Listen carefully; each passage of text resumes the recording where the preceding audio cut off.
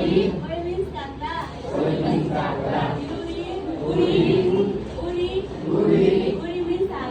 Uri means Ami. Mori means Tauko. Itaga means Eksunpochi.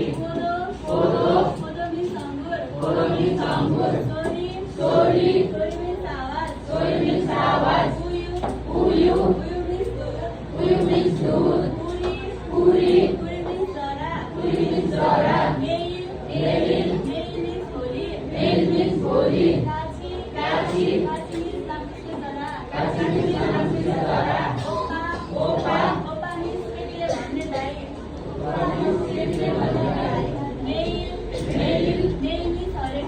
Mail means हरेक दिन.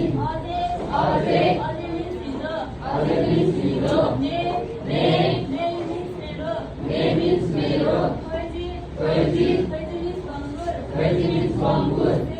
Se means नयाँ. He means सुनले.